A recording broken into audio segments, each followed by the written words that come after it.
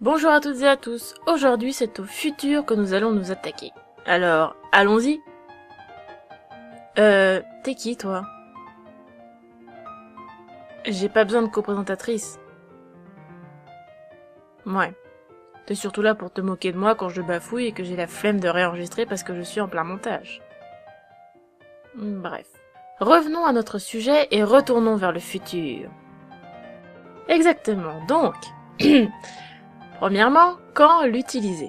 On utilise le futur simple pour parler d'une action dont on est sûr qu'elle va se produire. Exemple, demain il pleuvra. Mais il peut aussi servir à donner un ordre. Exemple, tu prendras un parapluie demain. Deuxièmement, conjugaison. Les verbes des premier et deuxième groupes se conjuguent de la même façon. Il suffit de prendre le verbe à l'infinitif.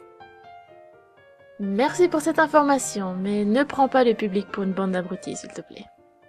Donc, on prend le verbe à l'infinitif et on lui ajoute la terminaison.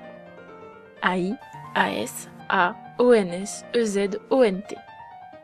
Attention cependant à la première personne du singulier, qu'il ne faut pas confondre avec le conditionnel. En effet, la seule différence entre les deux, c'est un S. Oui, c'est vrai, mais laisse-moi parler. Donc, utiliser le futur indique que ce dont vous parlez va se produire alors qu'avec le conditionnel, c'est beaucoup moins sûr. Donc ne sous-estimez pas l'importance du S. Mais arrêtons avec le conditionnel et revenons à nos moutons. Alors, passons aux verbes du troisième groupe, qui ont les mêmes terminaisons que les autres. La seule différence, c'est qu'on ne prend pas l'infinitif pour y ajouter des lettres ou mots. Exemple, on ne dit pas « je ferai », mais je ferai, tu feras, il fera, nous ferons, vous ferez, ils feront, avec les mêmes terminaisons qu'avant, donc AI, AS, A, ONS, EZ, ONT. Voilà, c'est tout ce qu'il y a à dire sur ce temps, car comme son nom l'indique, le futur simple, c'est simple. La seule difficulté étant de ne pas le confondre avec le conditionnel à la première personne du singulier. Et donc, puisque nous avons fait le tour de la question, il est temps pour moi de vous dire au revoir et à bientôt.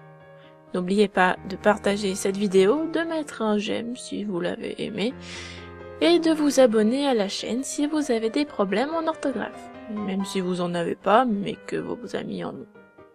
Comme ça, vous leur partagez. Enfin, si vous n'avez pas peur de les perdre, évidemment. Allez, à bientôt!